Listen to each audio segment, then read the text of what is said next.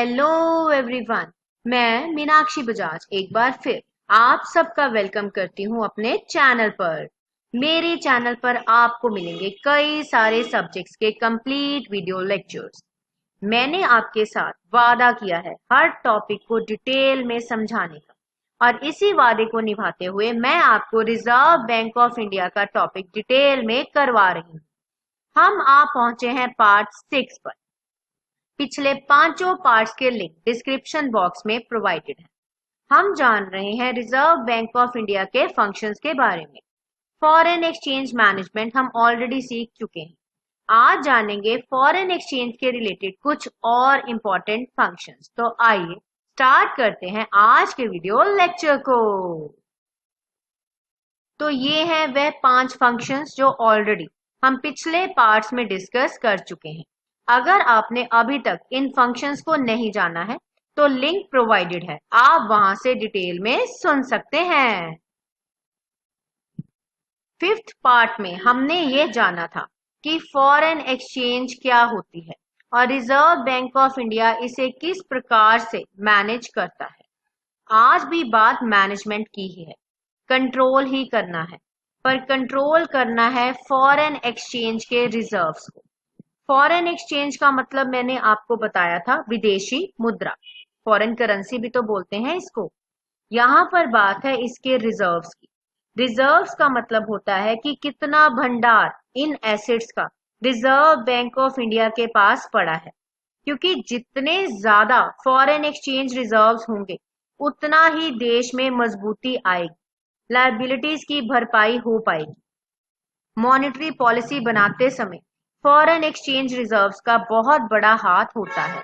तो आज हम जानेंगे कि reserve bank of India in reserves को किस प्रकार से मैनेज करता है और किस प्रकार से उनकी इन्वेस्टमेंट्स करता है। रिजर्व बैंक ऑफ इंडिया एक सेंट्रल बैंक है। इसका मतलब ये है कि वह कस्टोडियन है। कस्टोडियन का मतलब होता है कीपर, एक चौकीदार की भूमिका में है। रिजर्व बैंक ऑफ इंडिया के पास फॉरेन एक्सचेंज के सारे रिजर्व्स पड़े होते हैं, पर बात वही है, ये एक बहुत बड़ी रिस्पॉन्सिबिलिटी है कि किस प्रकार से इनको इन्वेस्ट किया जाए। इसके लिए प्रोविजंस बना दी गई हैं। प्रोविजंस बनाई गई हैं reserve bank of India act 1934 में। जैसे जैसे समय बदलता गया है, रिजर्व बैंक के लिए ये एक मुश्किल काम बनता जा रहा है। देश के अंदर एक्सपोर्ट इंपोर्ट बढ़ता जा रहा है। फॉरेन करेंसी के एसेट्स बैलेंस शीट में बढ़ाने के लिए हर एक मुमकिन कोशिश की जा रही है। दूसरी एक बहुत जरूरी बात यह है कि फॉरेन एक्सचेंज का यहाँ पर बात आ जाती है उसके प्राइस की और उसके इंटरेस्ट रेट। बहुत ज्यादा वॉलेटिलिटी है, उतार चढ़ाव बहुत ज्यादा आते हैं। तो किस प्रकार से इन्हें प्रिजर्व किया जाए ताकि इनकी वैल्यू भी कम ना हो, साथ में ही अच्छी रिटर्न भी आए। ये है 2 चैलेंज रिजर्व बैंक के आगे। इसकी इन्वेस्टमेंट करना एक बहुत बड़ी रिस्पॉन्सिबिलिटी है आरबीआई के ऊपर। अब जैसे कि मैंने आपको बताया कि ये एक बहुत बड़ी जिम्मेवारी है, तो फॉरेन करेंसी के इन एसेट्स को जब भी इन्वेस्ट करना होता है तो इन्हें टॉप क्वालिटी जो ऑप्शंस हैं उनमें ही इन्वेस्ट किया जाता है। और एक बात का खास ध्यान रखा जाता है कि इसको जब इन्वेस्ट किया जाए तो एक बहुत बड़ा हिस्सा ऐसी इन्वेस्टमेंट्स में किया जाए जिन्हें तेजी से कन्वर्ट किया जा पाए कैश में। अगर कोई इमरजेंसी आ जाए या शॉर्ट नोटिस में कैश की जरूरत हो तो रेडिली इनको कैश में कन्वर्ट किया जा पाए। इस बात का खास ध्यान रखता है आरबीआई। तो जब भी इन्वेस्टमेंट करनी होगी इन रिजर्व्स तो आरबीआई ने कुछ एक सेक्टर्स को ही परमिशन दी है। अब यहाँ पर इन्हें डिपॉजिट किया जा सकता है इंटरनेशनल सेटलमेंट्स या दूसरे सेंट्रल बैंक्स के पास, फॉरेन कमर्शियल बैंक्स में। इसके अलावा कई सारे डेट इंस्ट्रूमेंट्स में और भी कई इंस्ट्रूमेंट्स हैं जिन्हें अप्रूव करता है सेंट्रल बोर्ड आरबीआई का, या प्रोविजंस जो कि आरबीआई एक्ट में लिखी गई हैं। और कई प्रकार के डेरिवेटिव्स भी हैं जिसमें उनको इन्वेस्ट किया जा सकता है। तो कहां पर इन्वेस्ट करना है उन पार्टीज को सिलेक्ट किया जाता है बहुत ही ज्यादा सावधानी के साथ।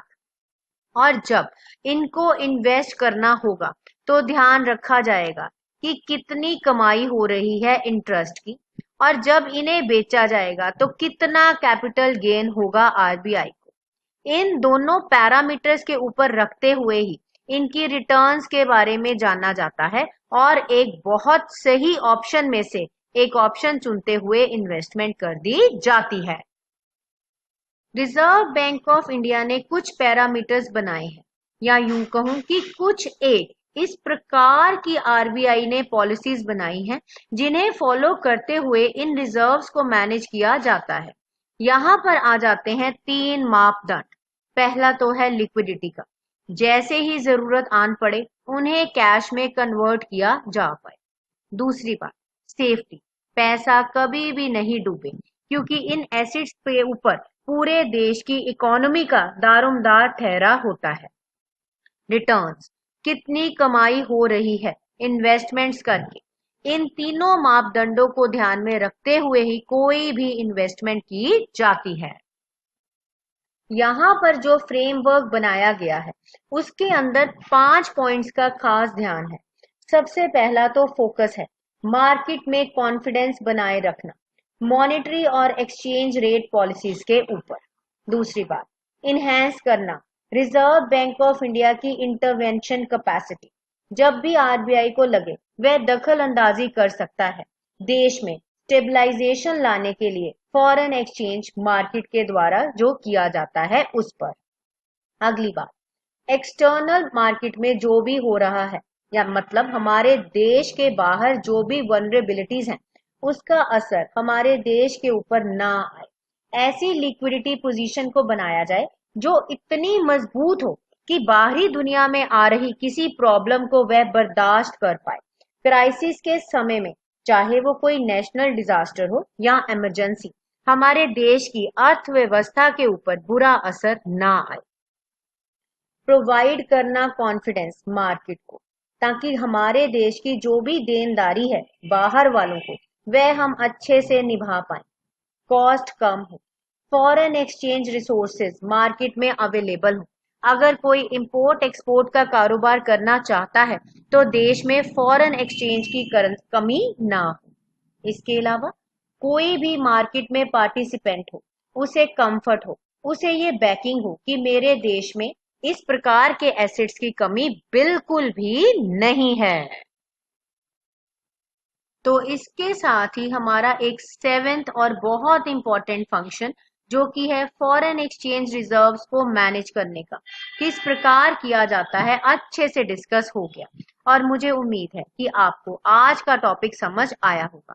अगर हाँ तो लाइक करना मत भूलिएगा और शेयर भी जरूर कीजिए, और अगर अभी तक चैनल को सब्सक्राइब नहीं किया है तो अब तो कर लीजिए।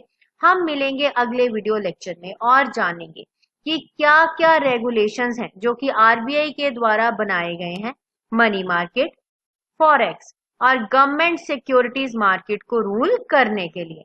तो हम मिलेंगे बहुत जल्द एक नए वीडियो लेक्चर में। तब तक आप देखते रहिए और हैप्पी लर्निंग।